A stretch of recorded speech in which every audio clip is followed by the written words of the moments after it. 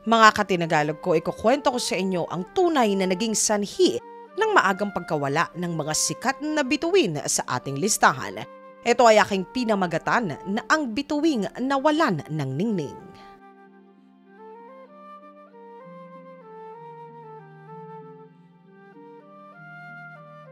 Si Aaliyah. Lang taong 2001, hindi pa nagtatagal matapos natapusin ni Aaliyah ang pagkuha sa pelikula na ang Queen of the Dam. Kasama ito sa lulan ng eroplano na ang Cessna 402. Ayon sa tala na may kakayahan na maglulan ang ganitong klase ng eroplano ng hanggang sa 330 kilogramo.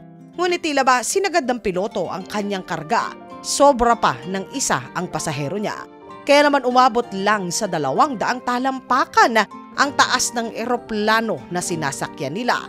Ito ay hindi na kinaya ng makina. 9 na buhay ang nawala sa aksidenteng ito, kabilang na ang sikat na si Aaliyah.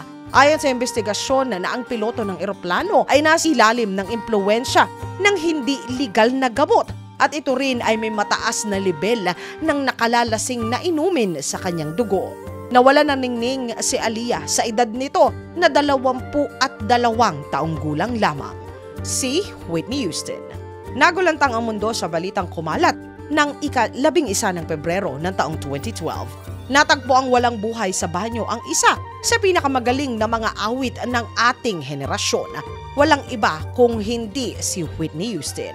Ayon sa tala ng suriin ang kanyang katawan, lumabas na ito ay nagparitoke pala ng hinaharap. Ito ay wala palang mga totoong ngipin. Suot-suot nito ang kanyang pustiso at nakasuot din ito ng piluka. Sa kwartong 434 sa Beverly Hilton Hotel, siya ay natagpuan.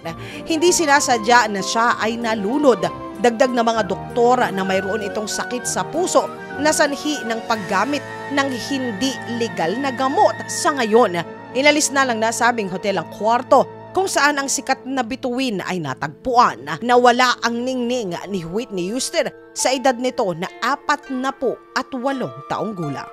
Si Heath Ledger. Nang ika-22 ng Enero ng taong 2008, pumutok ang balitang ang magaling na aktor na si Heath Ledger ay wala na. Nang panahong ito ang aktor ay nasa kalagitnaan ng pagkuha sa pelikula na ang Imaginarium. Humalili naman sa kanyang role ang mga batikang aktor na si Jude Law, Johnny Depp at Colin Farrell. Sila na ang nagtuloy ng pelikula na naiwan niya. Matapos ay ibinigay nila ang lahat ng kanilang kita sa naulilang anak ni Keith na noon ay magdadalawang taong gulang pa lamang. Lumabas sa investigasyon na aksidenteng nasobrahan si Keith ng mga ininom nitong mga gamot sa sakit na iniinda niya sa kanyang katawan. Nawala ang ningning ni Keith sa edad na 28 taong gulang lamang. Si Robin Williams. Isa sa sandigan ng kabataan ng mga 80s at 90s ang batikang aktor na si Robin Williams. Kaya naman ikinagulat ng lahat ang balita ng kanyang pagkawala sa kung papaanong paraan niya pa ito ay ginawa. Ngunit matapos ang pagsusuri na ginawa sa kanyang katawan, lumalabas na 40% pala ng kanyang mga dopamine na neurons ay wala na.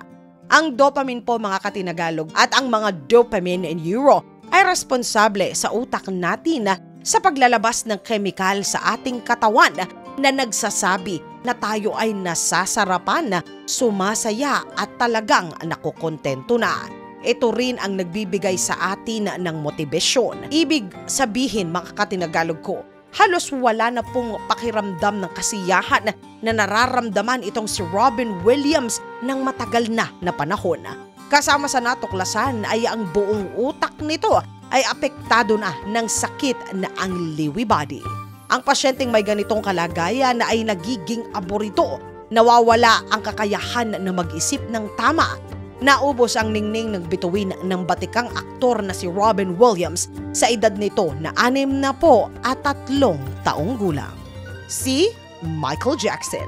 Nang ika-25 ng June ng taong 2009, halos mag-blackout ang buong internet dahil sa dami ng tao sa buong mundo na nais na kumpirmahin kung totoo nga ba ang balita na ang hari na pop na si Michael Jackson ay sumakabilang buhay na.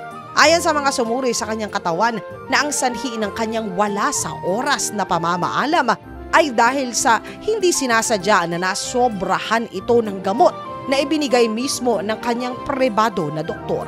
Dagdag na mga doktor na lumalabas na itong si Michael pala ay pinatatuan ng itim ang kanyang kilay. Maging ang kanyang mga labi ay pinatatuan din ng kulay pink. Ito rin pala ay panot na at tinatakpan lamang ng piluka upang maitago ang parte na iyon. Maging ang anit nito sa bandang harapan ay tinatuan na rin ng kulay itim. Nawala ang ningning ng bituin ng hari ng pop sa edad niya na 50 taong gulang lamang. Si Elvis Presley. Nang ika-16 ng Agosto ng taong 1977, natagpuan ang hari ng rock and roll sa kanyang tahanan na wala ng buhay.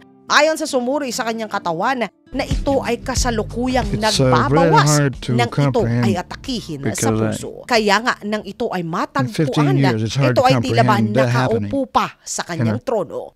Ngunit nabuwal na ito ng paharap. Dagdag na mga doktor na natuklasan nila na lumalaki pala ang kanyang bituka. Kaya naman hirap ito na magbawas. 4 na beses din na mas malaki ang kanyang puso kaysa sa dapat na normal na sukat nito. Kaya ito ay labis na gumagamit ng puwersa upang siya ay makapagbawas.